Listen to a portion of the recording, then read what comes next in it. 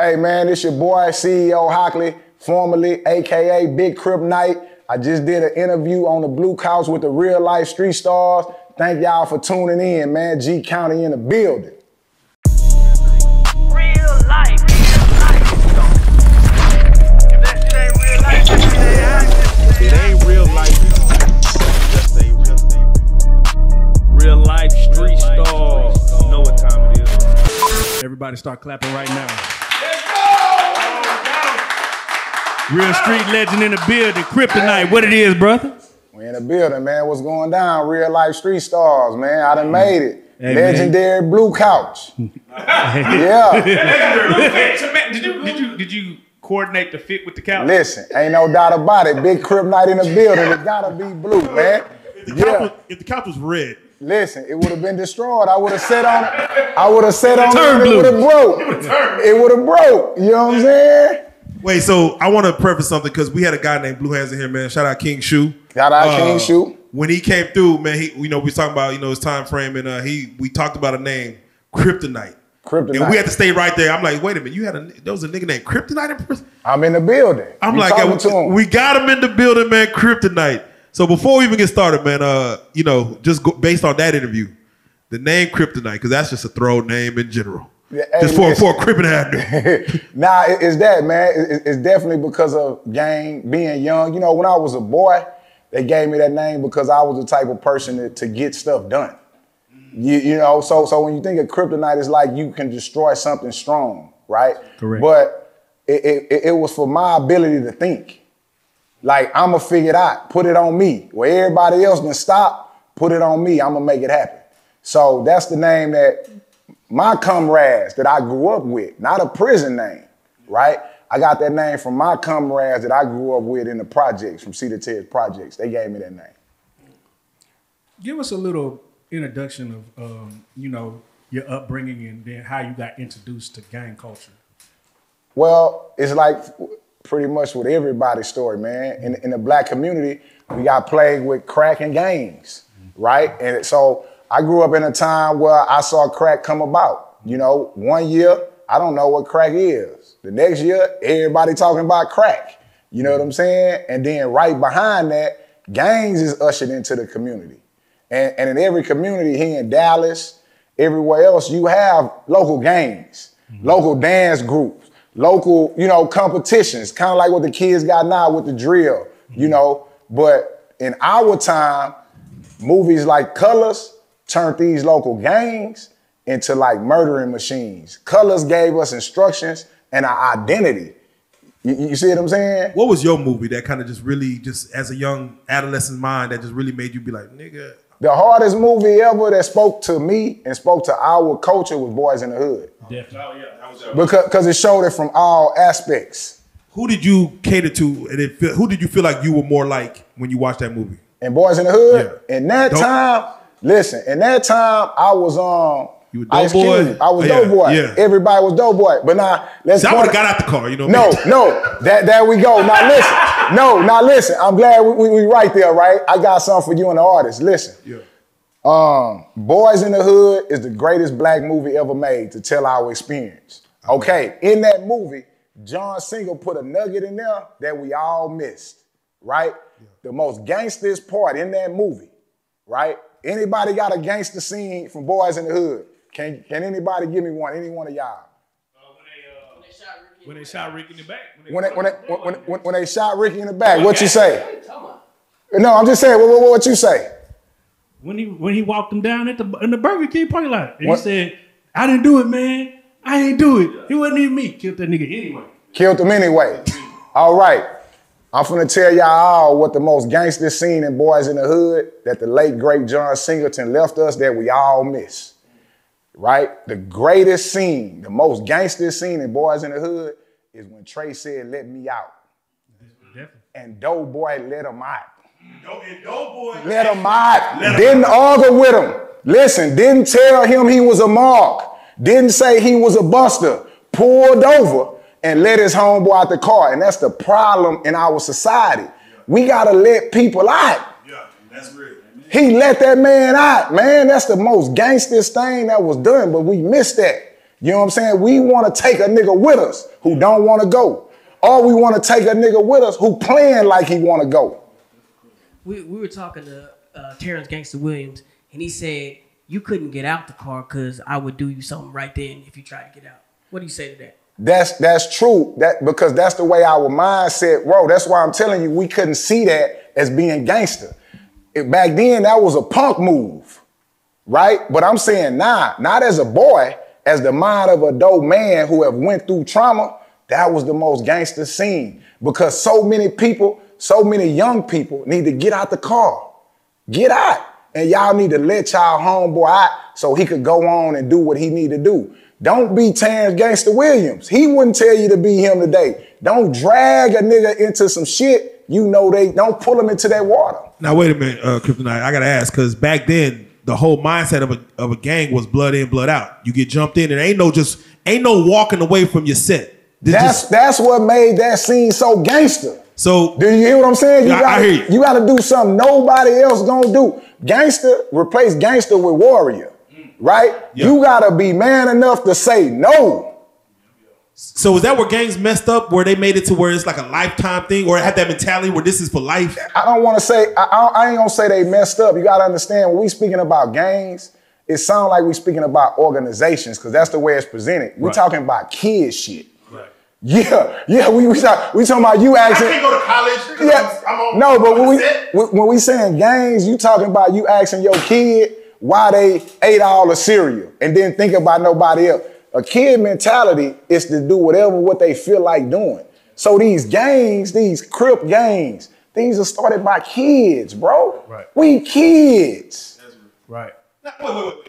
There's always an old nigga there. It's right always, there. yes. Like kind of telling these young niggas what it is. An old OG Percy ass nigga. Always trying to tell you some bullshit because they life ain't turned out right and they holding on. Listen, man, this is what I'm trying to tell you. It was a toy store called Toys R Us Kids. They had the greatest motherfucking commercial in the world. They motherfuckers say, I don't want to grow up, because if I did, I couldn't be a Toys R Us kid. These niggas is Crip Toys R Us kids. Do you understand what I'm saying? Yeah. Yeah, these niggas are Crip Toys R Us. Grow the fuck up, nigga. Well, so can you define the different type of OGs there are out there right now? Listen. I say death to the OG, bro. This is what I'm telling you. Why? It's so diluted. It's so confusing. OG, to me, mean old girl. And that's no offense. What I'm saying is I got a friend right here in the room who got OG in front of his name, right? That's one of the things I didn't carry.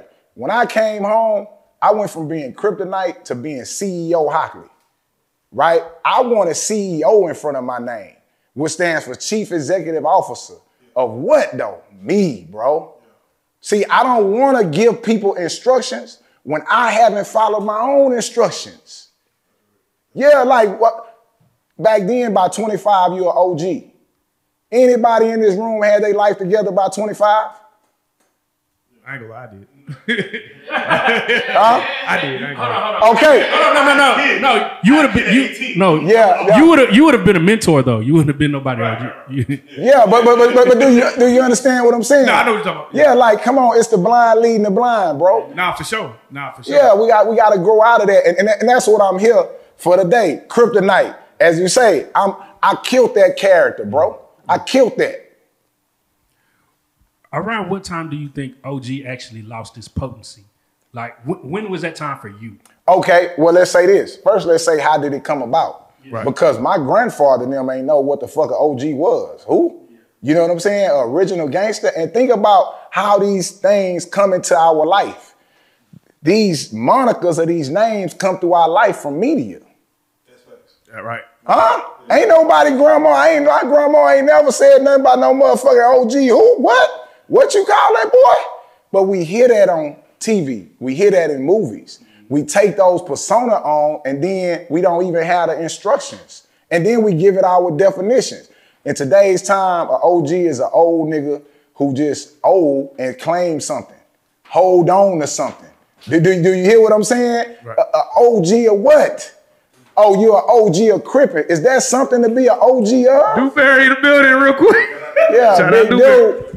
You understand what I'm saying? Yeah. So when you say, when did it change? It changed for me as I grew up. When I was a child, I thought as a child. So when I was younger, OG Bobby Johnson on South Central was a real nigga. Right.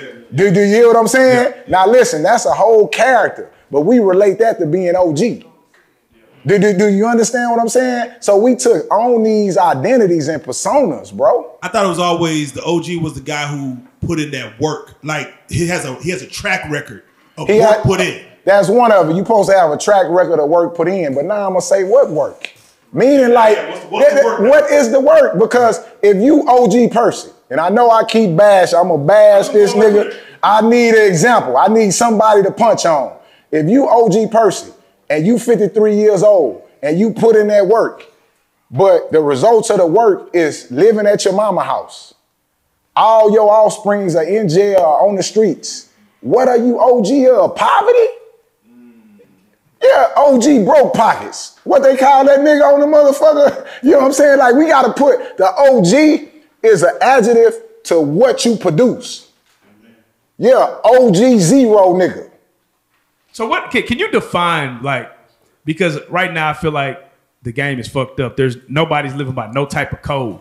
Growing up, what was the code from your perspective? Like, there is no code, bro. First off, it's no code. We don't even know what the fuck they talking about. It was never a fucking, the street code that we try to live by was given to us through media and through stories of the mafia.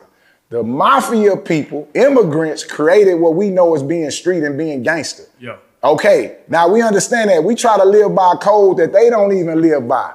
We honor these people, and these people are the most genocidal people in the world. Have you ever seen a mafia movie? Yeah, for sure. All they do is kill each other. That's it. They brothers, yep. they aunties, they don't even kill outside of their culture. But not even that, they extort regular people though. They extort all the regular businesses. Okay, but we celebrate that. Right. Not only is it regular people, they extort regular people in their community. Right. They extort the old lady selling oranges on the corner in their community. They make them pay a tax. But we look at this as honorable through media.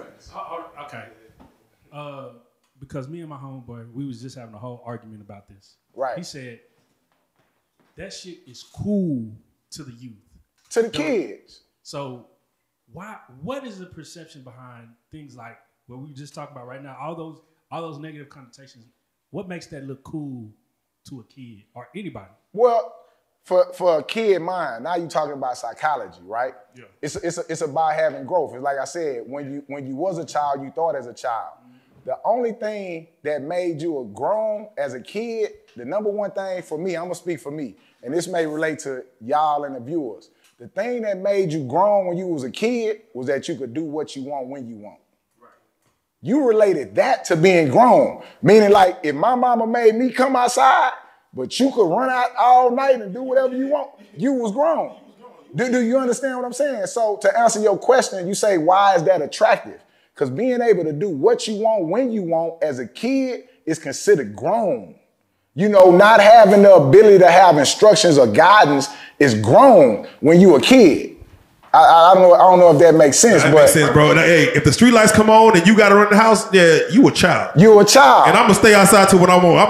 I'm grown. Even though that's a broken structure there. It's a broken structure. It's a completely broken structure. But as a kid, you can't identify that as broken.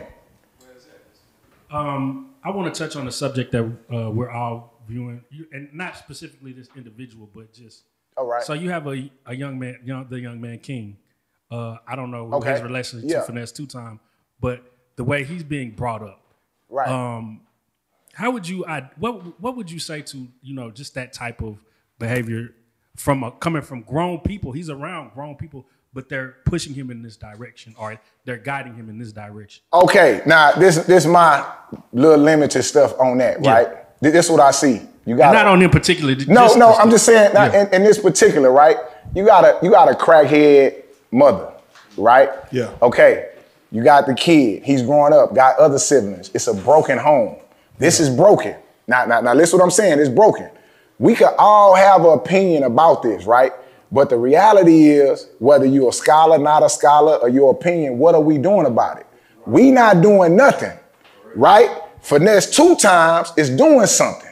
Do you hear what I'm saying? So it's easy to be like, hey, nigga, you doing it wrong. No, my nigga. No, he's doing what he think is right. Now, he should while you are judging him. Now, you got the right to judge him. But this is what I'm gonna say. Before he came in, imagine how old is King? Let's say 8, 9. 8. Imagine being 8 years old and being able to provide now for your family. I couldn't even do that at 8, bro. Yeah, I would say it looks like, you know how when you be in the house and your mama tell you come downstairs and dance and drink a little alcohol, it's exploitation for a good time, but as long as it's for the right cause. Okay. Start him with college fund. Okay, but look, we got an example, right? And I'm not defending him. I'm not saying it's right. What I'm saying is we not doing nothing. That's right. He is. Yeah. He is. We on the couch talking. You hear what I'm saying? Yeah. He done picked up the little boy. He done paid people. He giving people jobs. He may be doing it wrong, but he's doing something, right? From doing something, you learn what's wrong or right. Yeah. Okay. But now we got an example of somebody else that did that and it came out right. Bow Wow or something? No, Lil Wayne. Oh, yeah. We got an example of somebody doing that and it came out right. Facts. Then credit multimate. Look at Lil Wayne's daughter. Look at Lil Wayne's baby mama. Yeah, the legacy that now was we got somebody that did that and it turned out right. So I just can't say, I could say it's wrong, you could say it's right. The result's gonna produce itself, but we not doing nothing. That is an excellent example. Point you got to go off example to have a perspective. I'm almost positive Birdman probably did the same. Straight street nigga saw something in it, man. You got some talent, roll with me. I know what you're dealing with. The war is against poverty, bro. Amen. The war we fighting is against poverty and mental poverty. Not only having physical, but money, not only money, but also mentally. We are destroyed. So what Finesse 2 times has done he has destroyed the physical poverty of King's situation. There you go.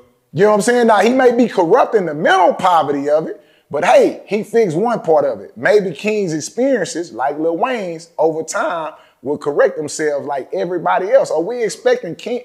It ain't Finesse. Where his daddy at? Nah, facts. Let's kick the daddy in his ass. No, facts. Yeah, let's find the daddy and kick him in his ass. As long as the nigga got a bank account with some bands in there, it's a blessing. It's a blessing. Where the daddy at? That's what I'm saying. Yeah, we gotta kick the daddy in his ass. Yeah. Do you hear what I'm saying? Facts. Yeah. Now, we put on the mama. Now, the mama, I get it, drug, but we gotta figure it out. Now, hey, Charleston say fuck Finesse. Charleston say fuck them, but then he's doing something. See, now Charleston is putting the alternative. Yeah. We just talking about it. That shit just like the newspaper clip.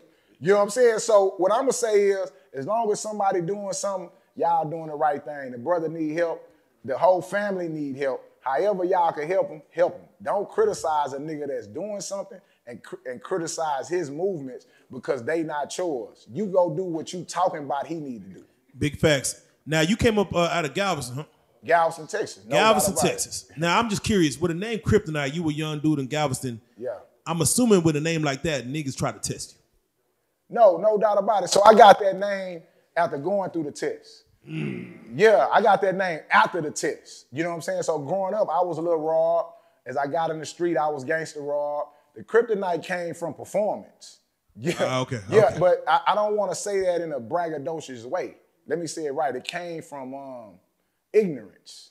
Yeah. Yeah, I was ignorant enough to be named Criptonite. Did you start being like a little mini legend about yourself where people ain't heard of you but heard your name? Like No, people haven't met you about knew it. your name. Listen, man, no doubt about it. Well, I'm from Cedar Terrace Projects, Galveston, Texas. Cedar Terrace raised, Crooked Split paid. Where I'm from, I would be like the leader. Yeah. In our scenarios, I'm one of the pillars of the ignorant niggas. Yeah. You hear what I'm saying? Let's get it right now. Yeah. Let's get it right. I'm one of the Terrence Williams of my community. Did you feel like your name rang bells in Port Arthur and Houston and things like that? No, that only takes effect once you get into the system.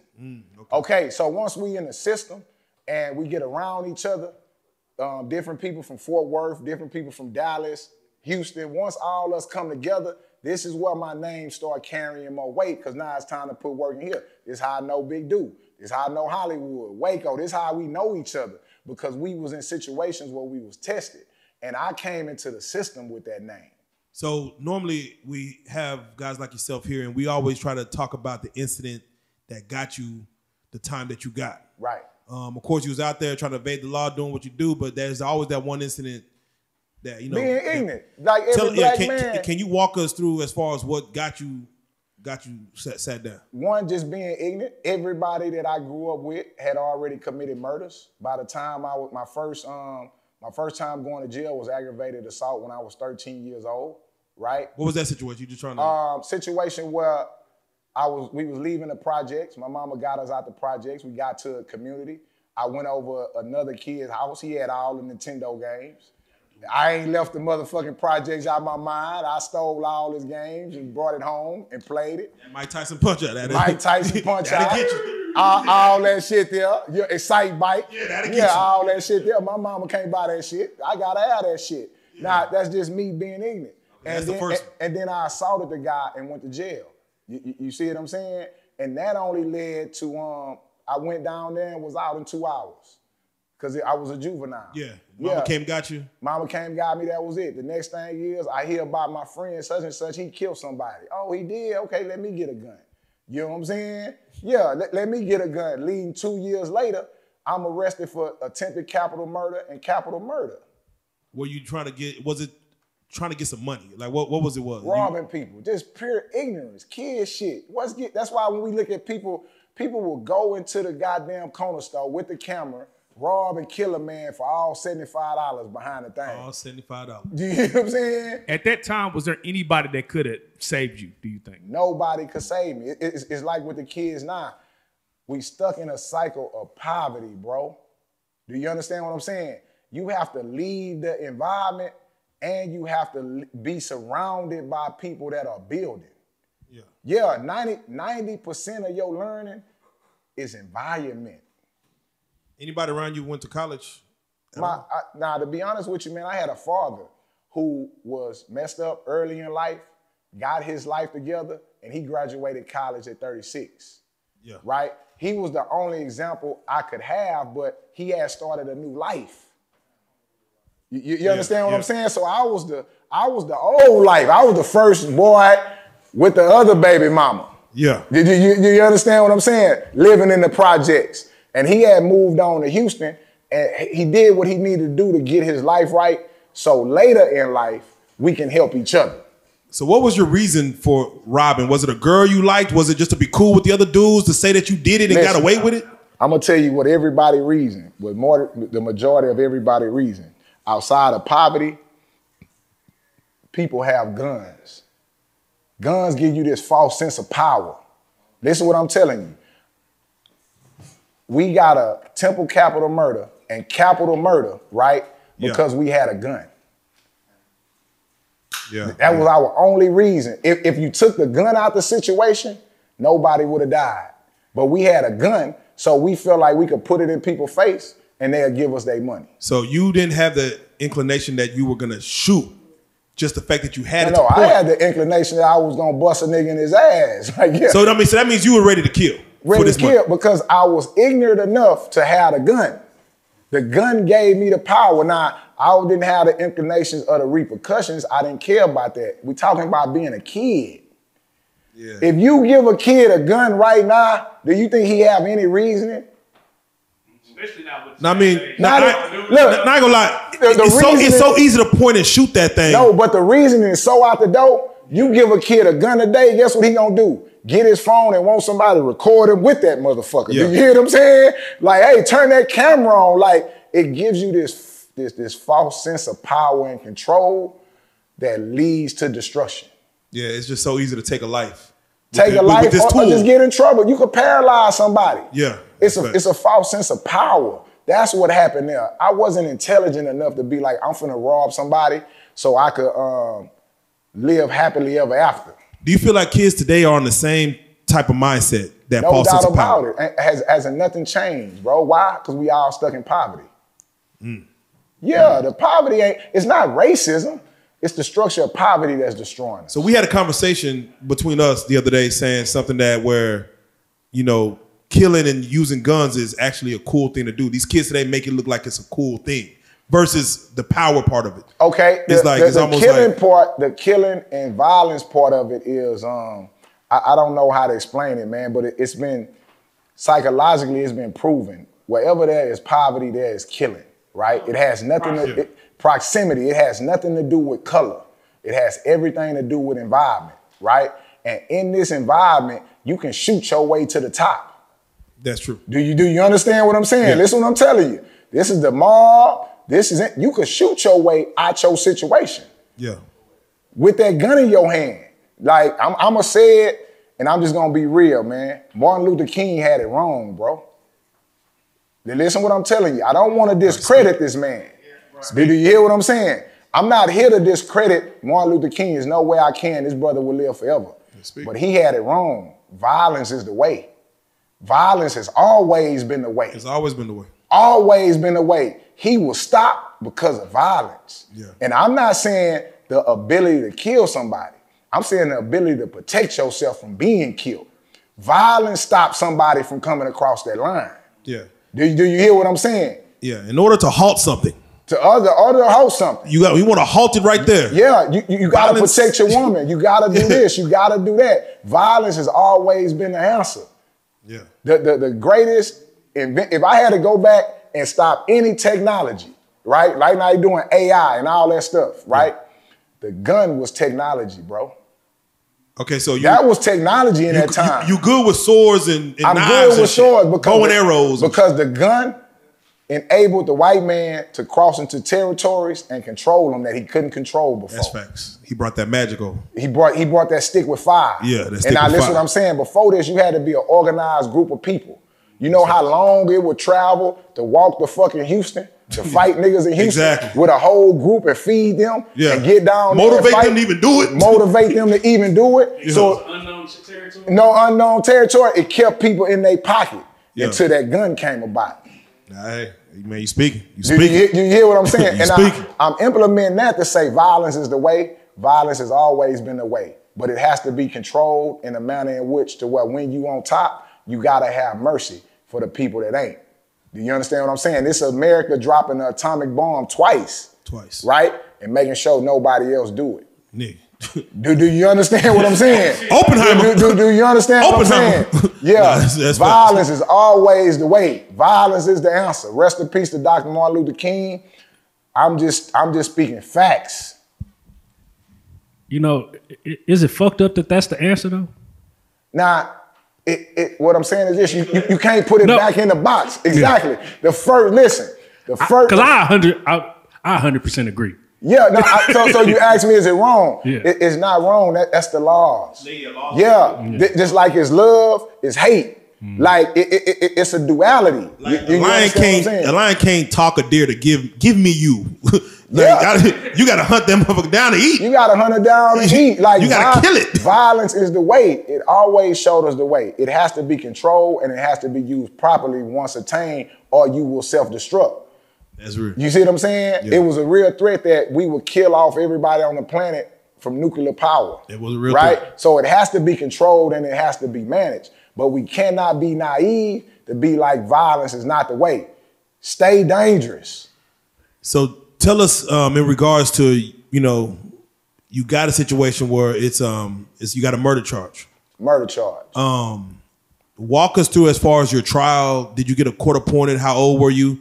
And what were your thoughts on the judge and the prosecutor? Listen, I was a kid. That shit didn't matter. Listen what I'm telling you. These kids with switches don't give a damn. They never even heard a proctor or who. They can't even what? They can't even spell the word. Yeah, they can't even spell a word, man. I was 16. My brother was 15. Now, before we did this interview, my brother was on the phone. This happened in 1994. Listen what I'm telling you. He went to jail. He was 15, I was 16, right? He hasn't been home since. Listen what I'm telling you. Perspective. I have a brother that hasn't been home since because of these murders. It's like, well, why I'm home? Well, my brother actually pulled the trigger and he confessed to pulling the trigger when we was in juvenile. So they got 2 kids. They just kept the one that did it and let me go, right? I was back a year later to get an 8-year sentence. Do you understand what I'm saying? Yeah. And he's still in there. For that initial crime. From that initial crime. Never had a chance to get out or come home. He just called wishing me luck on my interview. See, that's the realness of what we dealing with. Is he, well, I don't want to say rehabilitated because he was a child in the first place. So it's not about rehabilitation. He ready. Yeah. Should they be like, all right, every year, because of course I know they have appeals and things like that, probation hearings and things like that, parole hearings, I mean, should it be like, you're that age? Should it be some leniency? 20, yeah. Like, goddamn it, 20 years. Let's be real. That's a great question. Quit playing, man. PMG guard just got 20 years. We're going to holler at your ass. There's no leniency once you in this system. This system is called the belly of the beast. There's no leniency. You will die. Do you hear what I'm saying? These motherfuckers will hold you till you die. It's a deterrent for other shit. Ain't no doubt about it. Once you out the game, you out. It ain't no, hey, Judge, I'm all right. You started that was 2000. I'm good. Now look at me. I'm strong. They don't give a fuck, man. They drop that gavel Monday through Friday from 9 a.m. to 5 p.m. all across this country. They sentence niggas ass down there and ain't no changing it. I'm going to say this real quick. I respect one man. That's the judge. Everybody else can eat my dick. The man that could drop that gavel, get the utmost respect. Because I done seen that gavel swing, and that's what it is, man. What really constitutes giving a man life? What constitutes it? Like, well, what would you really say a man deserves to have his whole life taken from him? Me, I wouldn't say, for us, what can you do to me that will get your life took away from you? Shit, pose a threat. I don't know, whatever that is. Right. That'll get your ass sent back to banishment. Wherever you gotta go. Now, is it worth it or not? I don't know, but we live in a system of laws. Right. Right? Whether they work well or work not, this is what it's based on. It's based on these laws. So now, this is what most kids don't know. This is what y'all may not know, right? And this will fuck you up. In the state of Texas, if you shoot and kill somebody, right, it's 5 to 99 years, okay, for shooting and killing somebody, right? Guess what? If you rob somebody, it's the same sentence. Do you understand what I'm saying? Like, if you rob somebody, it's the same sentence as if you shooting somebody. Yeah, we got to change that. Shit, I don't know when you gonna change it, cause hey, my man right here behind you got a life sentence for robbing somebody. Nah, yeah, we talked like, about yeah, they listen, but kids wouldn't know that. So you ask me, how did I shoot? Shit, either way, either I put the gun to your face or pull the trigger. I'm facing the same time in the state of Texas. Do you feel like once that gavel drops and they give you that number, that the system forgets about you? The American system just, once you're given that number, you're just thrown away. Once you're given that number, think of it like a product at Amazon. Or think of it like a product at Walmart, where they give it a serial number and a barcode. You in the system, you inventory. You inventory, baby. That number inventory. This big business. This big business. This here gotta operate. This shit operates on our souls of ignorance. This big business. You know, we waiting for the Walmart truck to come. They call it the Bluebird truck in prison. Damn. Yeah, they waiting on the Bluebird. That number is inventory. Damn. They have counted how much inventory they have stored in the state of Texas. Right now, they up into what, the 2 millions? Yeah. And we're talking about human beings. You inventory when that gavel drop. So let's do it like this. They sentenced you for how long? They sentenced me to 8 years, man. I had an 8-year sentence for aggravated robbery in 1995. Did you quantify in your head what the 8 years was? Like, I'm gonna do that easy. Like, what was in your head when they sentenced you? Don't let nobody tell you that. Listen, when I was sentenced to 8 years, my world ended. It's like right now, somebody coming in here handcuffing you, not letting you get nothing together, taking you across the street to the goddamn jailhouse, and you don't come out for 8 years. What were you leaving behind? Like, was it a girl or your mom? Like, what was the situation that you like, man, I'm leaving that behind? To be honest with you, I was leaving the streets behind. Okay. I didn't know that. Now, the streets are missy too. No, but I'm saying I didn't know that. What I was leaving was the old me behind. I didn't know that going in. I was devastated. This man here, OG Hollywood had a life sentence. Waco had 10 years. Everybody that ever gets sentenced, right? I wouldn't give a fuck. Mike Tyson, Tupac cried their ass off. Man, do you hear what I'm saying? Yeah. Listen what I'm telling you. Once that bitch closed? That motherfucking gavel drop, and them niggas. Nigga. Oh, Lord. Once it sinks in that you ain't going nowhere. Listen, nigga got on his knees and prayed. Tupac was praying. All that gangster shit was out the window. That's for everybody. You wanna know why? When that gavel drop, you gotta deal with yourself, bro. And it hurt. It hurt to let a motherfucking man tell you you can't go nowhere else. You can't move. Such a nigga that don't know you. Yeah, that hurt, bro. And that's what I'm saying. So how can we glorify this, man? Right. How can this be glorified? It's just a weird thing, right? Because I feel like on one end, people are saying it so people don't do it, but the stories sound a certain way to make kids. No, like because it's like this. It's like by us talking about it is a form of glorification. Exactly. It is a form of awareness. Right. But it gotta be something behind it. Right. As this interview progresses, we get to the something behind it. Right. See, it's one thing to say, hey man, don't rob nobody. Right? Right. And this is why. Okay. I learned something from Claude Anderson. That's somebody y'all need to look into and interview. Dr. Claude Anderson, a great elder in the black community. Okay. Not only just in our community, but someone that has the instructions on how to fix our dilemma, right? He got a book called Black Labor, White Wealth. Ain't that right? Yeah, Black Labor, White Wealth. Yeah, Black Labor, White Wealth. He has a great book, great information. He used to be the secretary of something with the United States. Right. Dr. Claude Anderson, okay. He said clearly like this: don't let nobody motivate you. A motivational speaker is just a con artist. Okay, this is what I'm saying. Here's the problem. We talking about prison. We telling people not to go, but we not providing no resources to keep them out. That's what makes it bad. Yeah, man, I whooped such and such, man. We was on Ferguson, man. I dust that nigga ass, nigga. Big Criptonite, seize up, nigga. This was up. No, nigga, I ain't do that. Matter of fact, I didn't do that. Matter of fact, here go an application. I own a trucking business now, and do you want to drive? You see what I'm saying? Yeah. The motivation has to be followed by a resource. You know, it's like, oh, inspire me, motivate me, only for you to go back to what's going on in the condition. No, we have to provide resources.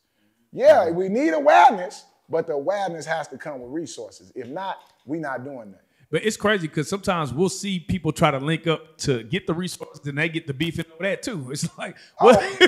Well, the thing about that is just ignorance. At the end of the day, when you have a mindset, a poverty mindset, a lack, anybody having more, gaining more, y'all in here, listen, I'm in here with RealLyfe Street Starz, man. Hey, everybody pieced up. You see what I'm saying? Yeah. Everybody pieced up, man. Everybody is showing that, hey, we are working together as a unit and we all successful. Even got the kids in here behind the cameras providing them resources to showing them what to do. You understand what I'm saying? So when you get somebody in the crew that's fighting over a necklace, he ain't been around it. Right. That's real. So let me ask you this. Do you have an organization or something that you do personally? This is the time, you know, if anybody needs to tap in to give back and kind of like you're saying, give resources. Okay, so in my community, it's a lot of things broken, bro. Right. Like I say, salute to Finesse for doing something. Right. Even it's the wrong thing, by doing wrong, you could go right. The minute you go one way, you create the other way. Right. Do you understand what I'm saying? Right. The minute you go right, you create left. Right. Right, but you gotta do something. Okay, so in my community, it's a lot of things wrong like in every community. The challenge I took up was Christmas time, right? The curse of Christmas doesn't have us in a chokehold like it did when I was younger. Right. Do you understand what I'm saying? Like, it don't even feel like Christmas no more. When we was growing up, boy, look, them motherfucking white folks had my granny and everybody had, you better go buy something. Like, they had us in the chokehold. We needed the tree up, we needed this, but that curse is slowly wearing off. But where it's not wearing off is in the deep pockets of our community where poverty exists. Because in this time, these people are feeling forced to go commit crimes to provide. Right. Do you understand what I'm saying? Prison is filled with people who are trying to escape responsibility. Right. Nigga ass is in prison because he don't want to go buy them Christmas gifts. Yeah. Do you understand what I'm saying? Yeah. He don't want to buy them school clothes. Do you hear what I'm saying? Right. Okay, so what I took on the challenge of was when I got some money, because that was such a driving force in my family and the place we struggled at, right? I got my ass whooped one Christmas because all I got was a pair of tennis shoes. My little brother, who was younger than me, got all kind of Dollar Tree toys. That shit looked terrific. I had a pair of troops. I told my mama, man, I don't want that shit. My mama whooped my motherfucking ass. do you hear what I'm saying? Yeah. But guess what? I ain't give a fuck about Christmas no more. Yeah, right. But see, I was too young to understand that, but that's something that always stuck with me. So my thing in my community is to help the mothers and help the people in the community that are struggling with getting gifts based on what this culture has forced them to meet. This culture has forced them to meet the obligation of December 25th to have something for their kids or get their kids something, right? So I live in Galveston County. It's the Houston-Galveston Metroplex, right? And in Galveston County, is 5 cities within this county. Like here you got Dallas County, it's like Richardson, all these make up this county. Well, in my county of Galveston County is 5 cities. And on Christmas Eve, December 24th, when nobody else is coming, like the church then gave away their stuff on the 21st, United Way and gave away their stuff on the 18th. We come on Christmas Eve and give away $25,000 in toys to 5 cities. You see what I'm saying? And my only attempt, I don't want to be praised for that, right? That don't make me a community leader. That's another thing we could talk about. Community leaders ain't the people giving out toys and doing all that shit. A community leader is a parent. Do you understand what I'm saying? If you be a parent, right? You don't have to be Malcolm X. Be a parent. I wouldn't pass out no toys. I don't know about just having a kid makes you a community leader. I think you got to be, like you said, the word parent, not just being a daddy or mama. Not just being a daddy or mama. But actually showing. Be a parent. Yeah. Be involved. Where your kids at? Yeah. We don't have to praise the people like me that give toys. Be a parent. I wouldn't have to do it, bro. That's real. That is a community leader. My sister is more of a community leader than me. Why? She done raised a daughter from birth who is now graduating from Howard. Yeah. She don't need to get in line for toys. Yeah. You are an influencer. And your influence based on things like this. Correct. Has power in itself. Correct. Now, I want to get back to this prison stuff. Let's go. You got sentenced. And we're going to touch on Ferguson Unit. This was the first spot you went to, Ferguson? No, first spot I went to, Blue Hand spoken his story, was Burning Hell. Clemens Unit in Brazuria. I did not know slavery exists until I went to prison. See, I can speak about slavery, right? Because I've been a slave. The 13th Amendment abolished slavery unless you've been convicted of a crime. Do you understand what I'm saying? I catch you. I'm inventory at the age of 17, a slave for the state of Texas to serve 8 years of servitude in the Texas Department of Criminal Justice. Now, why you say a slave? Because some people think that, hey, once you're there, you just get a bunk bed, you get a book, and you get to just sit there in boring silence for the rest of your days. You asked me why I said slavery? Let's go. Have you ever seen a nigga pick cotton? Nah. Where have you seen a nigga pick cotton at? Never in my life. A slave, though. Oh, slave. Yeah. Nigga, I was sent to pick cotton. That's why I said. Oh, so you? So wait. So I was sent to sit. All right, I ain't never seen nothing but a slave pick cotton. Wait. So you have actually picked cotton off the cotton plant? I have picked cotton off the cotton plant. Texas Department of Criminal Justice. You pick cotton off the cotton plant. I remember in movies you would watch. They would whoop a slave for not getting, let's say, 50 pounds of this soft ass cotton. Right. So, like, just walk me through a cotton picking day. No, I'll give you this day. So I'm big badass Criptonite, 17 years old. You put anybody in front of me, I got a high percentage of running them over, right? Amongst my peers, I'm that nigga, right? Okay, I hit Brazuria, Clemens Unit, right? Burning Hell, AKA Burning Hell. That's the name of the unit. Shit. The name of the unit is Burning Hell. So we get there, right?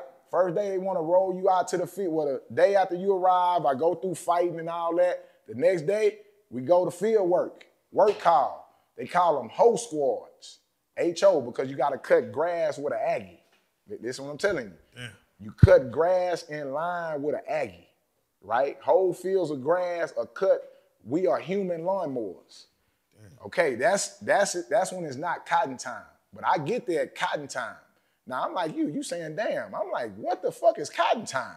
If anybody tell you right now it's cotton time, you like, I don't know what the fuck they talking about. I go out here to the fields, and this is something me and you would never think exists. Right around the corner here, it's plantations of nothing but cotton. The South Empire was built on cotton, and they hadn't changed it in the 90s. We was here to pick it. And look, when I got to the field, I'm like, I'm not picking that shit, nigga. I'm not no motherfucking slave. They drew their guns. You ask what happened. Yeah. You say what happened, right? Oh, they trained for niggas. Oh, you one of them niggas. You think you ain't gonna pick, huh? What they call it? Kunta? What was the nigga name? Yeah, Kunta Kinte. Yeah, Toby. Yeah, that's what they called him, Toby. Yeah, oh, Toby, you think you Kunta. Yeah. You think you Kunta, Toby. Roll right up me on them guns, told me get down on my hands and knees or they gonna shoot me. That's what I'm telling you. They got, you are a slave.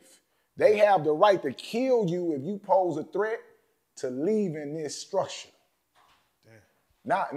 No, damn. This is jail. So I am a slave. If I run, they shoot me in the back. How many times you thought of running? None. Oh.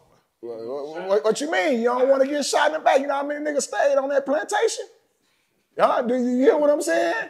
What you mean? So let me, at any point, did you feel like, man, if we all get in this together, we can overtake this shit? That shit sound good, right, bro. That shit sound good. And I'm going to get to that, right? So to this point here, right, they made me get on the ground. One of them got off the horse. When he got off the horse, if I made any moves, you get smoked. They get a free kill. This is what I'm saying. This is no investigation. No, what the first 48, no forensics. Yeah, like what happened? This is a free kill. Yeah. They got notches on their shit from niggas they done killed. Damn. They keeping the score. Do you hear what I'm saying? That's why I say, let's not play with this shit. This is slavery. This is my first day. I'm like, what the fuck is this? You still a child? Yeah, you still a kid? Too. You what, 17, 18? I'm 17. 17? Like, what the fuck is this? Make me get on my knees. One of them get off, handcuff me, right? And I'm thinking this, well, at least I get a ride back in the building. I'm out this shit. They got me fucked up. No, that's not happening, bro. Guess what they do? You know, do they whip you? They don't whip you, right? This is what they do. It's hot outside right now, right? Yeah. They have a trailer. Everybody know of a trailer, like they go on the back of a truck. Yeah. They have a trailer that's enclosed with a fence, a regular fence. Yeah.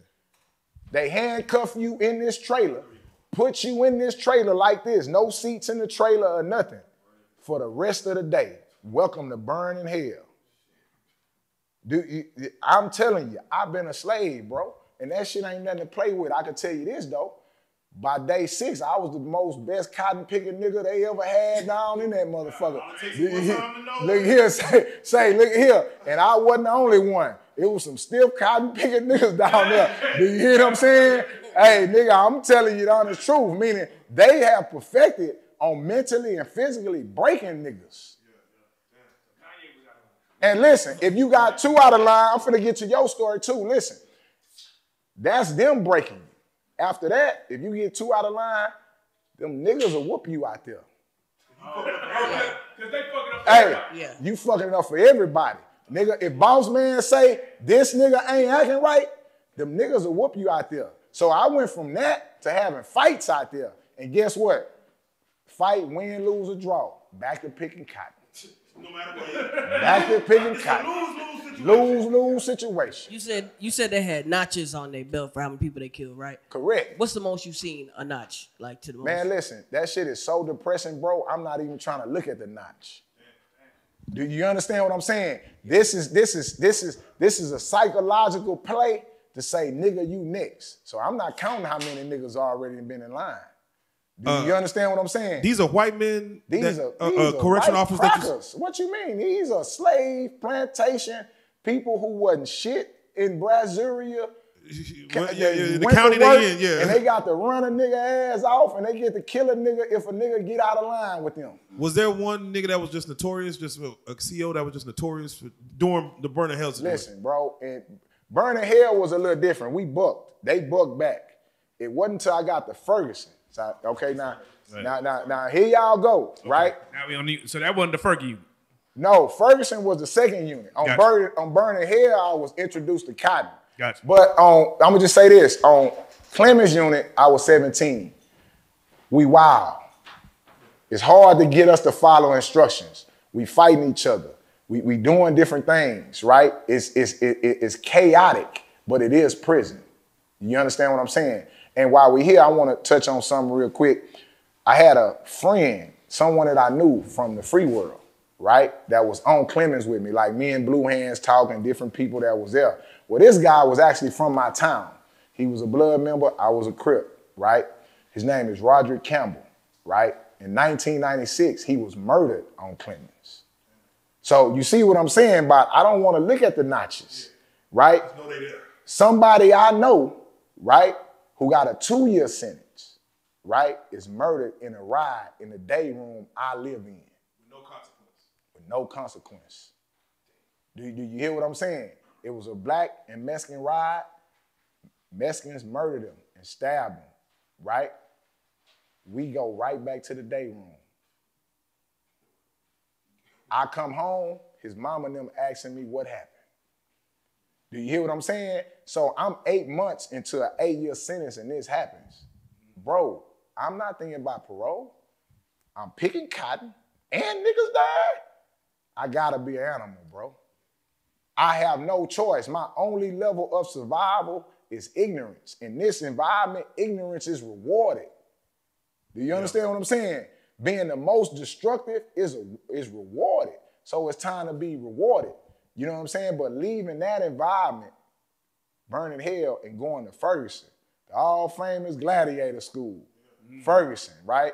Now listen, this place is called Jim Ferguson. It was built in 1948.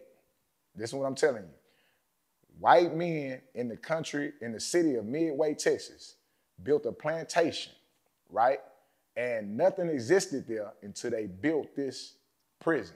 Oh, they built around the prison. No, what I'm saying is it's still a small town. But I'm saying this is their Statue of Liberty. This Jim Ferguson unit is the biggest structure in this country town. Yeah. Right? They built a road to get there. Right? So before it's there's no road, it's past. They built a road and they built a prison, which we call a plantation. They named that road Savage Drive. Damn, oh, they set up the play. Do you understand what I'm saying? The address to this place is 12120 Savage Drive. Oh, man. And I'm saying that to say it wasn't until I got there that I ran into real racism. Well, we ran into white men, right, who really beat and kill niggas. Who, when you come out in the morning, we don't even go to breakfast because they got a crew called a beat 'em up crew. They pulling niggas' ass out and whooping their ass, nigga. Who can you complain to? Nobody.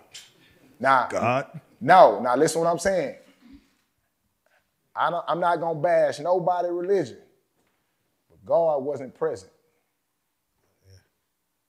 Do you understand what I'm saying? God was not present in this environment. I ain't gonna say he don't exist, but he wasn't present. He ain't showed up yet. He ain't showed up yet. He won't save you, not in essence. Do you hear what I'm saying? It's no saving. In this environment, man is God. They have created this world to be kings of, right?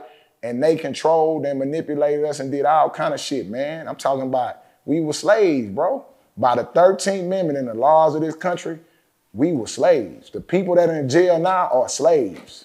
So for perspective, how long did you do in Clemens? How long did you do in Ferguson? Just for perspective. Clemens, let's say 2 years. Ferguson, 4 years. At Ferguson, I went at 19 years old, right? What year? 1997. Okay. Here's another thing, just show you how much they control the environment.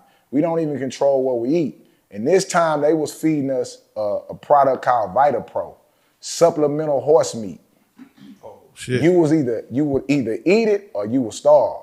You just don't eat. Is there a reason why they introduced this? Because this is their way of making money. Not only on cotton, right? But also on product. So hey, my homeboy got a new facility where they sell fake meat. We gonna buy it and make them niggas eat it. See what it do. And you could Google that. It's called VitaPro. It ended up being a lawsuit about it causing cancer, all kind of stuff. This is the situation in prison. And even back then, right, the inmates ran it. When I say ran it, meaning like they governed the politics of what went on here. Yeah. They didn't run the laws, but the law will send you over there and you gonna either fuck, fight, or bust a 60, right? Bust a 60 means you're gonna spend $60 for protection because that was the limit you could spend in, right? And they left that up between you and them. It's like right now in this environment, there's no security. There's nobody to help us, right?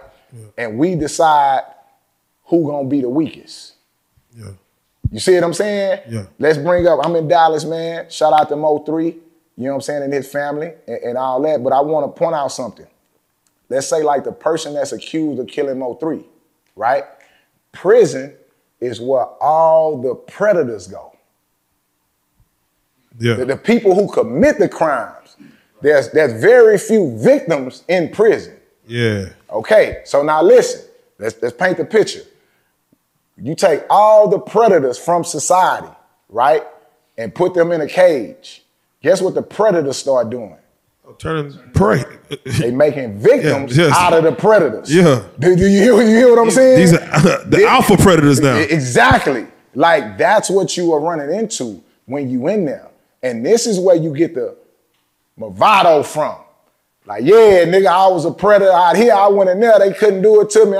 This is that. But that's not nothing to celebrate. If you in prison and you knocking niggas out, right? You spanking niggas' ass, right? But you get out here and the light bill beat you up. Nigga. Nigga. You hear what I'm saying? Nigga. Look here. These ain't the same bills we paid back in the 80s. Yeah. Light bill be flawless victory on a nigga. Like flawless victory, off the rip. You know what I'm saying? That house note motherfucking be. Car note all up on your ass. You know what I'm saying? You trying to get back to prison because the car note whooping your ass. That's what I was finna say. You understand what I'm saying? That's what I was actually finna say. Do you think a lot of boys just find it easier to be in prison? Prison is when you a kid, it's different. You don't know no better. Yeah. You see what I'm saying? So like a person, for me, I was a kid. I didn't know no better. I was tricked into people saying this was like a rites of passage. Right. This is a way to get stripes. This is a way to become a man, right? That was the trick. But in my 8 years, one thing prison did for me that I could say this about prison, it introduced me to myself. Do you understand what I'm saying? See, I was a person who out here in society as a kid thought I didn't eat eggs till I got hungry enough. You know what I'm saying? Yeah. So eggs was the only thing to eat. And them motherfuckers taste good when they the only thing to eat. They say that a girl, of course, she hits her adolescence like around 18 through 21, but a male doesn't reach his adolescence brain-wise until like 25. That's very true, because women have to mature faster than men. They on a time schedule that we not on. Yeah. Do you understand what I'm saying? As far as having kids, as far as having this. So nature makes them mature faster. Do you understand what I'm saying? Yeah. But niggas is Toys R Us kids. They never grow up. Man. So I got to ask, and again, it just the Ferguson Unit, it should be an interview in itself, but I'm just curious. Yeah, it should be an interview in itself. What was probably the most fucked up shit you seen in there where you like, this is no place for a human being, or this is no place for a man to be in? Well, it's many. The first thing is this. It's all these people that are in jail are the predators of society. Put in jail, right? This is why people say, oh, you get child molested, gone, send them to prison. They're going to take advantage of you. That's a weak predator. But go where they at, they're going to take advantage of you, right? So in here, man, in this environment, you will come in. You will enter this environment, right? And it's set up by the laws, right? For you to come in and you will be checked. You will be checked. You will say you from a gang, you say you from Dallas, you will say you from this. And bro, everybody ain't built for fighting. Facts. It's what I'm telling you, bro. I done seen situations where a man will fight one day, right? To say he's honorable, and the next day he'll suck dick. No, I'm saying it's those extremes. Right. You understand what I'm saying? It's not no middle.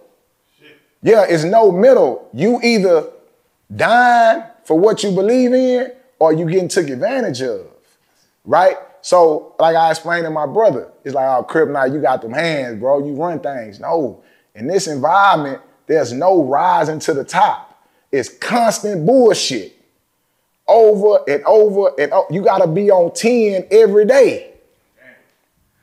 I want to veer off on something because you just said you raised a good point, and I want to ask because I want to see what your thought process on this. We interviewed a young lady named Annie. Name who? Annie. Annie? Well, Princess Priscilla. Oh, Princess Priscilla. Okay. Okay. And her viewpoint of men were that we were born to be kind of slaves because of the fact that we don't mature fast enough. And the only thing that we are built upon, predicated upon us, is our strength and our physical abilities. Right. What do you think about that? Just as far as your experiences. Well, I'm gonna tell you like this. I don't know what she mean by slaves, but I could say this: men are the ones enslaving people. Meaning, like, men build the structure for slavery. Yeah. Do you understand what I'm saying? A woman wouldn't build it. Do you understand what I'm saying? The whole structure is built by a man. So whether we are built to be slaves or built to be predators, you know, that's her personal opinion. But I will say a woman doesn't build the structure of slavery. Men do. Yeah. So what happens when you are in there, you proving your worth, you fighting niggas. Right. You start getting a little reputation for yourself, but you're doing it for survival. You just show niggas. I did it for survival, bro. So what happens when a new nigga comes in who he was an alpha predator outside in the world? He comes in and they say, yeah, that's the nigga who the big dog in here. That's that nigga. Do that nigga go after that nigga? Or? No, yeah, everybody gotta be tested. So it's like this. There's only one reward for hard work. You know what that reward is? More work.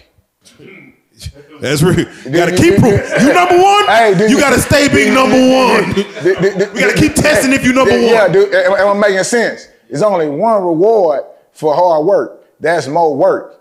It's more niggas line up to fight Mayweather than anything. Do you understand what I'm saying? So, okay, I'll give you a perspective on that. Somebody comes into the tank and they can actually fight. They from the world, but they haven't been tested, right? I done been in situations like this. A guy come in and nobody knows him and he smoked the best fighter in that bitch. Off the rip. Not only did he smoke the best fighter, he smoked two niggas. Off the rip. He done been tested, right? Guess what happens with him? He becomes a super predator. Imagine you getting there and you whoop Mike Tyson. You think you stop putting your hands on people? Hell no. Yeah. Hell no. Gotta keep proving. Do you hear what I'm saying? Gotta keep proving. Power be going to niggas' heads, or it's not the power, it's the environment. This environment is built on ignorance. Right. It's you know how they play, oh, you wake up and chose violence. No, the violence is on every day.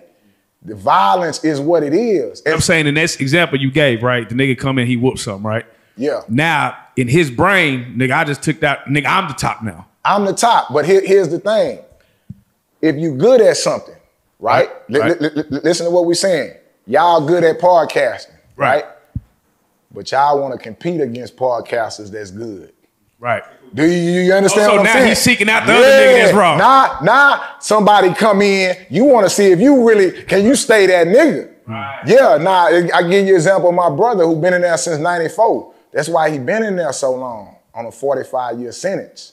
You understand what I'm saying? Because he's still trying to prove to himself he's still that nigga. Do you understand what I'm saying? Especially when you become good at your hands. Mayweather didn't want to box. Javante Davis didn't want to box. You don't come in there, whoop the big nigga and you chill. No, you want to test your chess game. So what about the individual who actually controls the violence? It's no such thing. That's a great segue to Percy ass. Yeah. You understand what I'm saying? And I don't mean that in a bad way, but OG Percy has this narrative of running Ferguson, right? And I totally disagree with that, right? And that ain't to bring him down. That's just to spread truth, man. You know what I'm saying?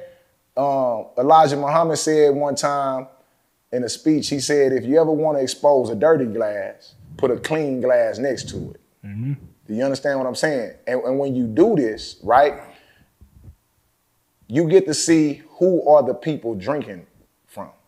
Just because when it's only a dirty glass, they only have dirty water to drink from. But when you put a clean glass next to it, you don't eliminate that, right? It's clean glass, dirty glass. Now it exposes who the people are. Am I making sense? So I'm saying that to say, he had this dirty glass up here for a long motherfucking time. Do you hear what I'm saying? I'm putting a clean glass up here, right? And it's no run in the penitentiary. The white man that built the penitentiary run the penitentiary. Everybody in the penitentiary is the white man boy. So do you understand what I'm telling you? So with that being said, Percy, he's still a glass though. He's still been through it. He's still been through it. So what would you say, like, because I'm curious what the overall is, because I watched it live where y'all were going at it, and I'm like, I got in the middle of it, and it's like some pre-stuff that was before the interview. Yeah. So I'm curious what the overall issue is. But before you even say what the overall issue is, what credit do you give him? What credit do I give him? Yes, as far as being tested. I don't give him no credit. All right, well, let's do it then. Yeah, I don't give him no motherfucking credit. I'm here to take all this internet cookies. Yeah, so what is the overall issue? Because Percy did start something where there was an interest, at least in this Dallas-Fort Worth scenario. Correct. There's an interest in what that Ferguson unit was. Correct. Now, if that part, I will give him, Diamond Stone TV, all these other bloggers that help put it on for creating this narrative. This is where the issue comes in at, right? Here's the issue. Nobody knows Percy. Oh, you mean this when it comes to the niggas when it in comes, the unit? Or? When it comes to the niggas on the unit, why Percy came in 2010 to Ferguson at 40 years old. Now listen what I'm telling you. How old are you? 39. You 39. One more year, you go to prison. Would you be a failure? I ain't gonna be no up here nigga. Okay. I ain't gonna be no up here nigga. Okay, but I'm saying I ain't trying to be no up here nigga. I'm just saying that's pretty tough. Yeah. Do you understand what I'm saying? Like, yeah, that your actions have accumulated to this result at 40. That's the first thing. We will admit going to prison at any time is felon, but going to prison at 40 meaning you still haven't learned no lessons. Am I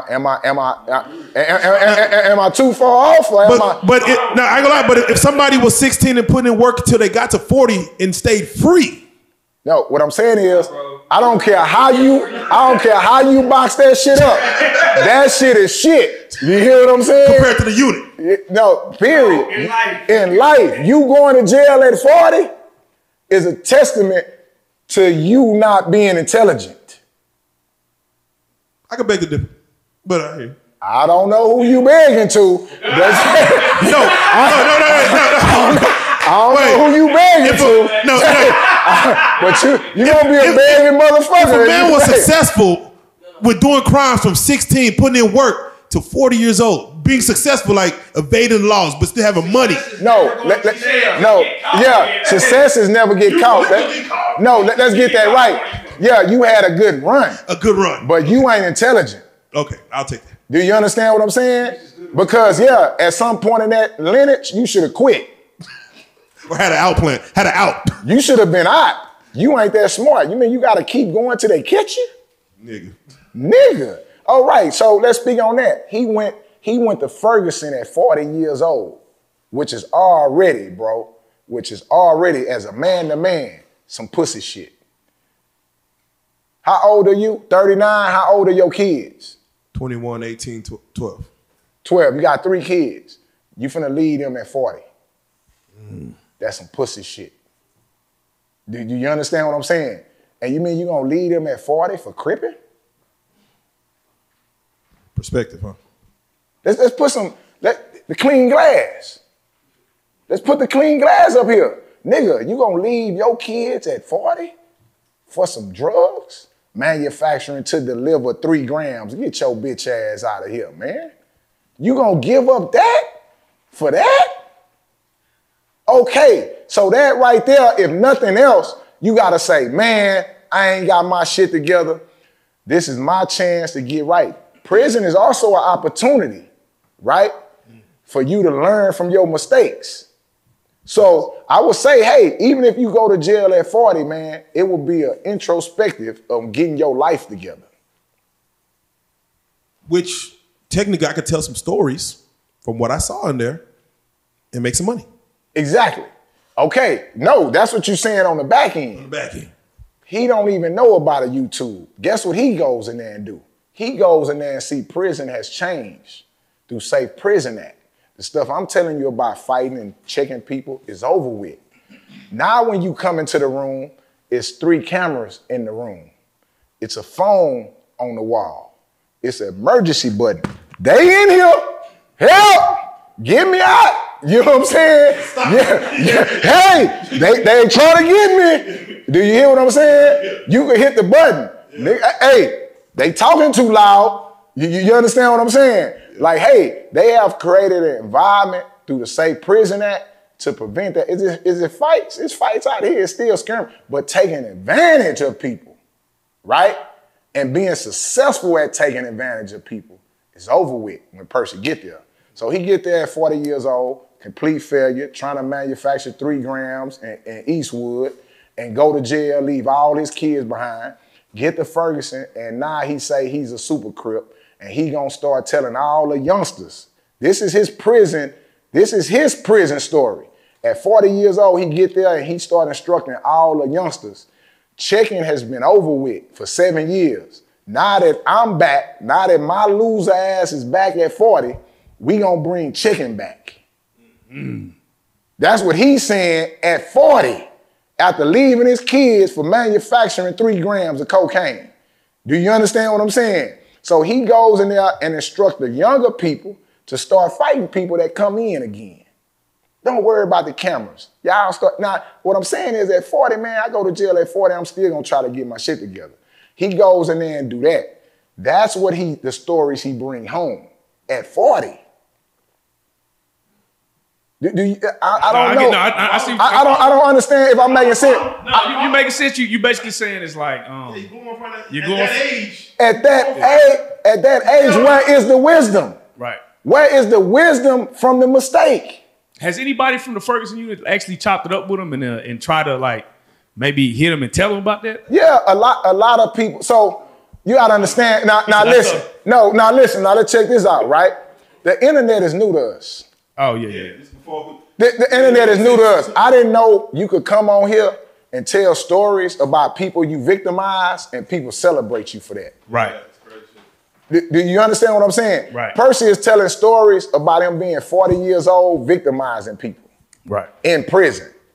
I didn't know you could be celebrated for that. I didn't know they would say you OG and you live, so I could talk about the niggas I slapped, and y'all gonna appreciate me for that. Not the community work, not the shit I done built, but that shit. I want you to keep it there, right? Yeah. Let's say that you just happen to do that. You cut on, for whatever reason, you cut on a YouTube camera and you told just a story, right? About slapping a nigga, and you made 50 grand in 1 month doing it. Right. Keep it real. What would you do? I would keep telling stories of slapping niggas. Okay, but guess what? You will also know my kids in college from slapping niggas. Do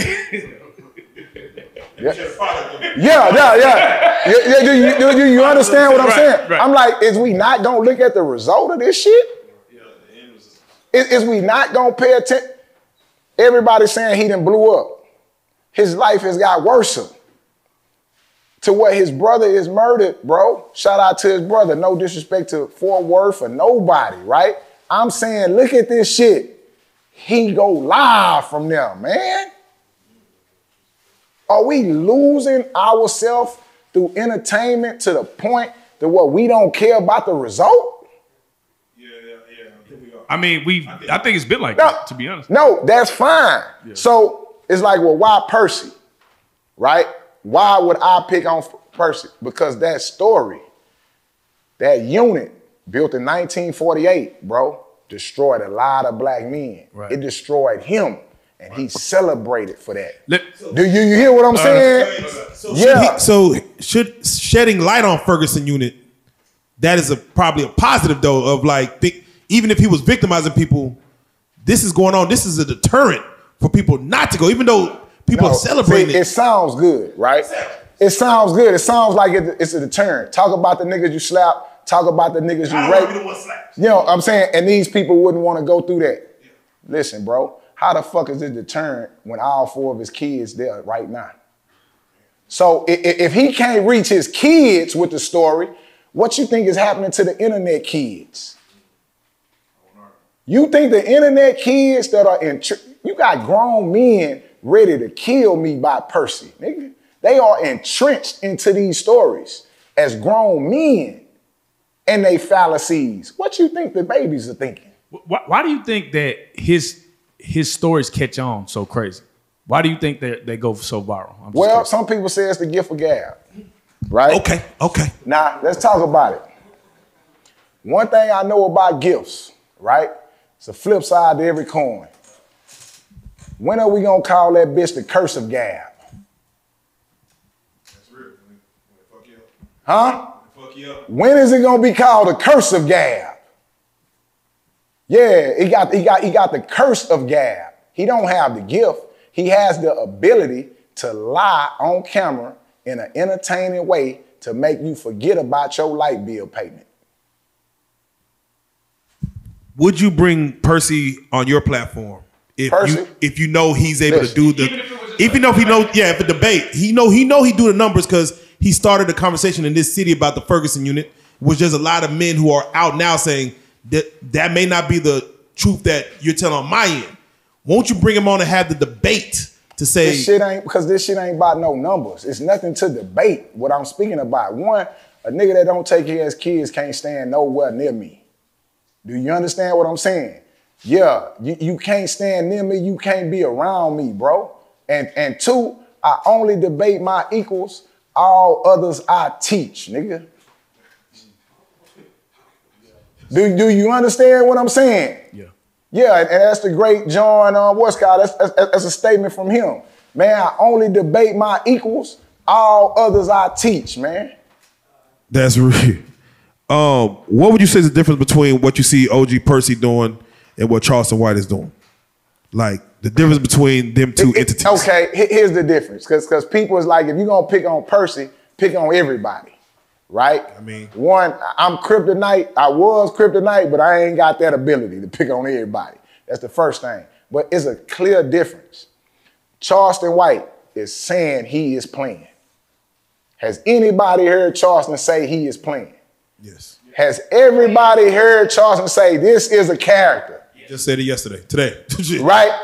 Yes, I am offensive, but I tried the route of not being offensive and y'all didn't care. So now I'm on here playing, right? So y'all can learn something. Yeah. That's Charleston White. OG Percy say he ain't playing. OG Percy saying he a real Crip at 53. He a real gangster. This what gangster shit look like. This what you niggas ain't understanding about gangster. But he is playing. But he's saying he not. Am I making sense? I know exactly what you mean. Okay, so when the camera is cut off, yeah, y'all wrong for letting that nigga sit on this couch. I'm gonna say that once again. I know that's y'all homeboy. I mean, I know y'all affiliated with him, but listen, not wrong in the sense. Do you feel like we should vet the people who been on the couch? I do not feel like that. But when he come up here and a nigga that gave him a ride, the nigga that gave him a ride sits on the couch with him. Now listen, let's talk about it. This nigga, to make it to the interview, he need a ride. And the nigga who gave him a ride gets to sit on the couch, right? And then this nigga sits up here in his despair and we call him a legend. Now, I'm not saying, I know we want to honor people and shit like, but I'm not finna bullshit niggas. Do you hear what I'm saying? This man is a legend for getting 1 million views on YouTube. Listen, if that's what it looked like to get 1 million views, I don't want it. I'm trying to put it in perspective. I'm not trying to say he didn't accomplish nothing. What I'm saying, he has been rewarded with nothing. Right. Do you understand what I'm saying? But let me ask you this, right? Because do you think that, and this is what I see happen a lot with people, right? When they do go viral. Right. Now, you know what it is. It's like a rapper that gets a hit song. Do you actually give them what you want to do, or do you stay within the thing that made you go viral, right? And so do you think that some of it is, now I have to conform to this character because this is what is making it hot, or do you feel like that's in his heart that he wants the message he wants to speak? You said he is a glass, right? Yeah. I'm not telling him to change nothing. I'm just here to present a clean glass. Okay. Do you understand what I'm saying? Let's debunk some of. So what are some of the information that he put out there that you would like to correct? Let's do that. Like, what's some of the information that you feel like is just incorrect about the Fergie unit or what he's saying that you want to? Just one thing in particular, man. Quit playing. You went to prison at 40 years old. You was a loser. Quit making like this is a success thing. Okay, the next thing is you ain't have fights. You instructed people to fight because of your age. Do you understand what I'm saying? Quit playing and glorifying cripping at 40 in prison. Now, you got channels on here that expose people, right? It's some big channels on here that expose drifters or people getting money out of people and stuff like that. I'm trying to present a clean glass, bro, because this narrative of Ferguson is bigger than that. You weren't in there at the time of at all. No, that's two different eras, right? It's two different eras, and what I'm saying is he tells the story in a compelling way to where a person listening wouldn't understand that didn't happen. He on there talking about he fought 2 Bloods in one day. Like, what the fuck? Nigga say he had 50 fights with white boys. Like, I see that. I'm like, it sounds sensationalized. It sounds sensationalized to a 39-year-old man who never went to prison, right? What does it sound to a 15-year-old kid, king, who's watching the internet every day? True. I need to start whooping white boys. True. And I'm even more curious of what it sounds to a person who's actually in there who know that shit like that wasn't going down like that. That's me. I'm listening to it like, quit playing. I get you hustling, but quit playing. Now, why ain't nobody else came out? Everybody not internet savvy like that, bro. I do business. I'm here to do business, and I'm here to stand on a business. The OG gotta die, bro. The OG mentality gotta die. Do you consider yourself an OG? Nah. Why? Because OG to me, you have to put in some kind of work. So mind you, when I say that, I navigated myself. You saying crime. Crime. Let's transfer the words now. Crime. Yeah, because you put in work every day. Some type of notoriety or something. Yeah, you got to put in some kind of criminal act. Yeah, I got to be scam likely times 20. Scam likely scam 20. You got to have some kind of criminal act to be considered OG. That got to die, bro. Agreed. Do you understand what I'm saying? Agreed. When do we become the real men? Yeah. When do we become the CEO? That's it. We celebrating failure. Yeah.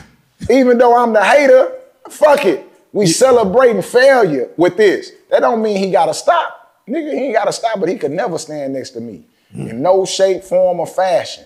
Yeah, that was gonna be my next question, but no, but you can go on with it. Yeah, Kaka said, is there a situation where you could see, not saying a resolution, but a coming together of what he's about and what you're about? Okay, here's the next thing. I think the resolution for this is like what's happening right now today. More voices are able to speak up. Not voices against Percy. I'm the nigga against that bullshit. But other people telling their stories. Yeah. Whether it's OG Hollywood, whether it's Daco. Shout out Hollywood and Daco. Whether it's my boy Slugger and Austin. Shout out Rock. Dewbeard, shout out to Blue Hands. Yeah. Other people able to tell their stories. Blue Hands came on here and he didn't glorify that. Facts. Right? But that's the difference. When Charleston turns off the camera, right? He got a house, a wife, and his kids. When OG Percy turned off the camera, he got crack rock, bro. Man. Yeah, you're saying a lot, man. So I want to do it like this then. You know, when they see you right now, they see me. Cameras on, when the camera goes off, you know, like you said, the Criptonite in itself, you killed that. I killed that. That was some kid shit. I grew out of that, man. CEO Hockley. CEO Hockley in the building, man. On the blue couch. And like you said, I'm a business of myself and my own brand. I'm my own brand. What are you doing out here in regards to with that new moniker, CEO Hockley, and when they see you making moves out here in the streets, and what are you doing? Well, we already know. Everybody in here at some point had a job, right? Yes. Y'all are entrepreneurs. Like I say, I see y'all with the chains on. Progressing from a job to this point is not easy. Yeah. You understand what I'm saying? Everybody want to get here. It's a dream of everybody. But you introduce me to the fella over here, and you say, hey, when we started out, this is the founder of this. Yeah. This guy helped us navigate from this point to this point where we at. Yeah. Do you understand what I'm saying? What I'm saying is you wanted to be here, but you just couldn't get here. Exactly. Do you understand what I'm saying? So me coming home from prison, or for any brothers coming home from prison that's been locked up, you want to get to the point of success to where you are in more control of your life. There you go. Right? The thing that we are running from at work is someone else's structure, right? Yeah. And to get away from that, you have to create your own structure. So what I did, I went to work, right? I got me a job. I saved up my money. I did different things in the street that allowed me and afforded me to use my intelligence, right? Now let's talk about being intelligent. Look at all this equipment and stuff y'all got set up, right? So I was able to do things through club promotion. Right now, I own G County Apparel in Galveston, the 409 area. I also own Property Control. Is this one of G County Apparel's shirts, right? Yeah. Okay, yeah, I like that. I like that. I like that. Never choke. Yeah, I see. I like that. Never choke. This is a famous game where he beat the New York Knicks in 1995 or 1994. In under 10 seconds, he scored 9 points. That awesome clip. Never choke. Yeah. You know what I'm saying? And that's the thing. Take care of business. Business is hard today. Hey, meet up here at this time. This is what we doing. We was texting back and forth. Business is hard. You know how many people don't handle business? Oh, come on now. In our community. Ooh. In our community. You know how many people, hey, we setting up. I'm down the street. There you How go. many niggas y'all done waited for? Come on. Yeah. On the hope and a dream. Hope and a dream. Anybody seen Johnny? Yeah, and you trying to help them. Yeah. How many niggas in drug y'all out? How much footage y'all say y'all ain't released? Yeah, come on now. Do you hear what I'm saying? These are all things based on business. Yeah. Because business is about fixing problems, bro. Yeah. If you don't have the ability to fix your problems in real life, how can you fix somebody else's problems in business? How can y'all fix my problem of being on the camera, right? Yeah. If you can't fix your problems in real life. The more problems you fix, the richer you are. Yeah. And I want to give the kids hope real quick because, you know, you were a young dude out there getting to it out in Galveston, man, out in the projects. And you did your time. Right. And when I called you, I was like, hey, man, we need to run this interview, man. You know, let's try to set up for this weekend. You're like, man, I can't really do it this weekend. I got to go to Paris. I got to go to Paris. With my wife. Paris. With my wife. To go watch Beyonce. To watch Beyonce. And I want these young kids to know that even no matter the time you served and you had to do the time, you're not a subject of that time that you did. You can't get out here and flip it all the way around. How did that even feel to say, let me get my passport, let me go to Paris? To go to Paris, man, listen. And watch Beyonce concert. It's a dope experience. Why? Galveston has roots to Beyonce. Her mother, Tina Knowles, is from Galveston. Oh, that's real. I didn't know that. Okay, so Beyonce's mother's side is all from Galveston. Damn. You understand what I'm saying? So to be able to say, hey, Beyonce is going on a tour. My wife is saying, I want to go to the Beyonce tour. It comes to Houston in September, right? Yeah. The tickets are $5,000, $12,000. You know, we in competition, right? We're in an economy where it's competition. So I looked on TikTok and saw a video. On TikTok, a lady said you can travel to one of the concerts overseas, right? Now, listen to what I'm saying. Cheat code. It's not really a cheat code. It's like this. I'm looking at what I'm going to have to spend to go to Houston, right? And what she's saying is this. The tour starts in April overseas, right? Yeah. And the tickets are cheaper there. Okay, so a Beyonce ticket is $350 in Paris, right? Oh, wait a minute. But now wait, we not saving money though. This is not saving money. You spend the same money. You spending the same money for a better experience. Yeah, okay. Because I saw Laura Harvey and Desmond Idris, whatever his name is. Yeah. They went over there to Paris to watch the same show. Yeah, a lot of people was over there. They had a better time over in Paris. You have a better time. So it's like, hey, no, that's Chico. what I'm saying. I've been exposed to that. So win-win. So now listen, I'm not huge on the Beyonce stuff. Meaning like this. For me, I'm finna spend $10,000 to go to the Dallas thing to see Beyonce, and I'm finna be around these women hollering, fainting, passing out. Like, you hear what I'm saying? I gotta be here and endure this singing and dancing, these women hollering, sweating their wigs out. So I'm looking at it like, it's cool, but it ain't really my, I would like women to go.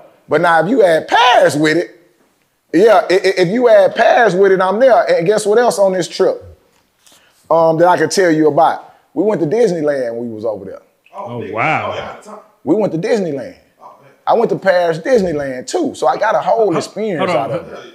And I'm not saying that you and your wife don't do it separate. But how does your wife look at you when you say, hey, I'm finna take you to Paris. We're going to Disneyland. Hey, you going to be Now listen. My wife didn't give a damn long as Beyonce was attached to it. Hey, and now I'm gonna give y'all some good game, man. Baby, don't be mad at you. Shout out to my wife, Sade, beautiful wife, man. She done held me down. Listen, you only get here because of women, man. You gotta have a woman. Man is designed to be with woman. You hear what I'm saying? You gotta have that. Two is better than one. Now listen, though. If you single, right? If you out here trying to find the one, right? Go to a Beyonce concert overseas. Now listen, this is what I didn't understand about this shit. I'm thinking I'm being impressive. Once we on that side, you see the celebrity that's over there, right? But I didn't realize people follow Beyonce like they do the Texans or the Dallas Cowboys. Oh. Wherever she's at, she's go. So you have a group of women, right? In the country that are, I don't want to say rich, because see, people see Paris and think rich. The trip itself was probably an $8,000 trip, $4,000, and that's easy for people that are adults, taking care of business and working. It's very manageable, right? Okay, so you have a group of women that are top tier of their class, top of their class. Let's say whatever they is, they lawyers, doctors, or say nurses, or let's say just administration at the hospital, right? These women who are top tier of their class are Beyonce fans, and they follow her throughout her tour. From Chicago, St. Louis, professional women, right? That are over there and that are doing these things without a man. Don't go to church, young niggas.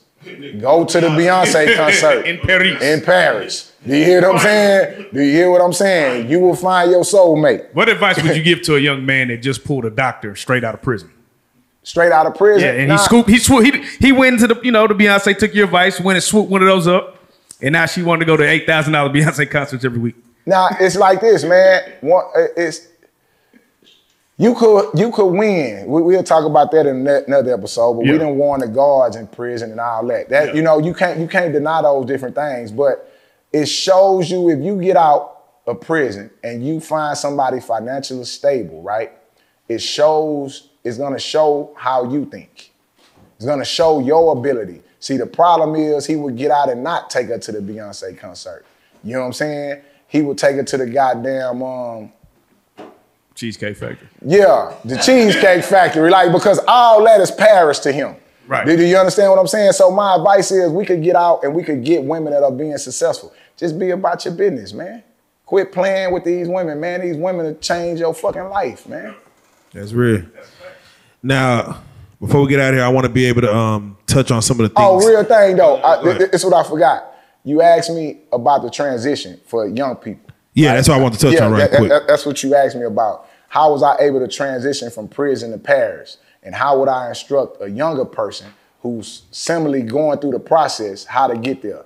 Listen, man, don't lie to yourself. Do you understand what I'm saying? Listen what I'm telling you. Go look at boys in the hood. If you are Trey, get out the car. Do you understand what I'm saying? We gotta quit lying to ourselves. When I was coming home, I went in at 17. I got out at 25, right? Yeah. The idea of being a hustler was dead wood. I'm not no fucking hustler. Nigga, I ain't took care of nothing in my life by the time I came home. But you know how we come home and, oh man, I'm finna be on this, I'm finna do this interview, I'm finna be live, but you never get nowhere because you never set a goal and you never aim at it. And it's steps to get there. How you gonna get 1 million when you never got 1,000? Right? Take your time, take your steps. Yeah. Compound effect, bro. Put in the work, put in the time, set a goal and achieve it and reach it. I'm driven by my goals. That's the only thing that get me here. My 8th grade education didn't get me here. My goals got me here. That's real.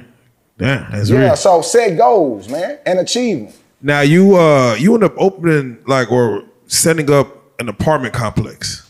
Oh, that you renovate. Tell us about that because this is some high level shit that you're doing. Man, it's just highly blessed. So here goes another thing about business. When I came in here again, I'm gonna bring up that y'all introduced me to an individual here that's a partner with y'all that helped y'all get started and y'all partners today. Okay, so this is another thing we gotta get out of our fucking mind. We can't do it by ourselves, man. And there you go. This is what I'm telling you. Amen.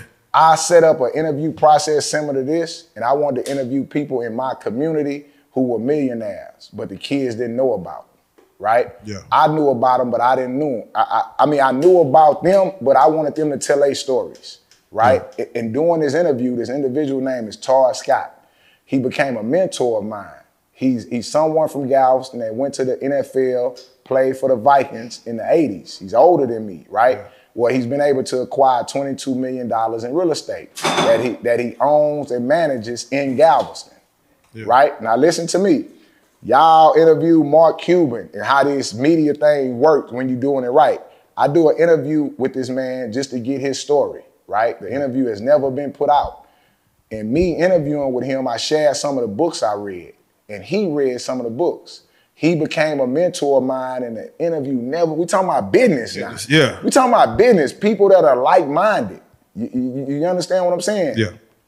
He became a mentor of mine, and I took him by these apartments that my grandmother lived in. Now, when my mother was a teenager and pregnant with me, she lived here with her mama, and I was pregnant here. In front of these apartments, I got a picture when I was 1 year old, right? These apartments end up being run down by crack, and we called them New Jack City, based on a movie, right? Of us taking over these apartments. Well, here it is in 2023, right? Through my mentor, Tar Scott, right? And me showing him these dilapidated rundown apartments that mean nothing. He was able to secure a deal for me to purchase those apartments. Damn. 12 units. Man, I own New Jack City now with my mentor, Tar Scott. So you own where your grandmother raised my mother at. Man, that's motivation, man. God. That's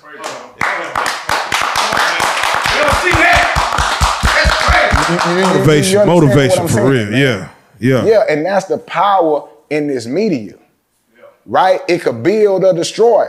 For some people, we watching them being destroyed. For you guys, y'all building. And the one thing that's even more impressive than that is you put your son on business. Oh, my son. So yeah, y'all could check me out. So my son, I brought a vending machine. At 42 years old, I brought my first vending machine and put it in the store. It inspired my son, right? Yeah. He brought his own vending machine. He brought his first vending machine at 20. How much you spent? 800,000, 1,200, 15? No, 15. No, $1,500, $800. Yeah. Yeah, okay. He spent $1,500 of his own money. Of his own money. Look at that. Didn't buy no Versace shirt. He do not have a Gucci belt. Nigga, let's go. Do you understand what I'm saying? He do not have a Gucci belt. He bought a vending machine. Now the most impressive thing is his mother was getting her house rebuilt, right? So the house was tore down. They was building it up from the ground up, right? And they lived in a motel for 3 months while they got a new house built, right? Because of his behavior at this hotel, right? The hotel allowed him to put his vending machine in there for free. Man, that's real. Do you understand what I'm saying? It has nothing to do with me because of rewarding good behavior. He was rewarded. Damn. That he was able to set up a relationship in 3 months, right? That got him to put his vending machine inside a hotel. And now it's 3 floors. That's 1 floor.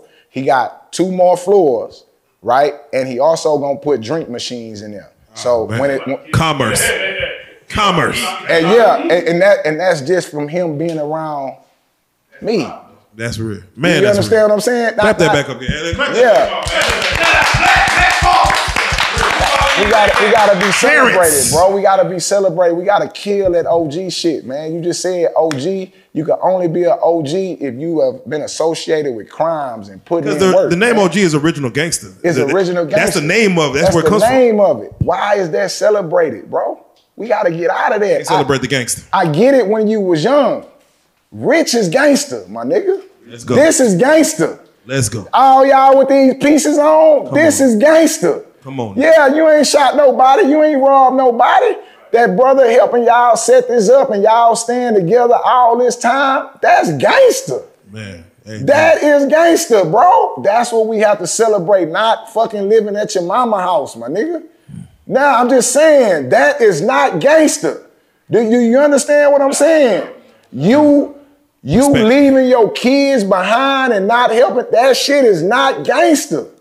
It's nothing gangster about going to prison, especially if you are a child. You are a victim of poverty and ignorance. If you a grown man going to prison, you's a bum, nigga.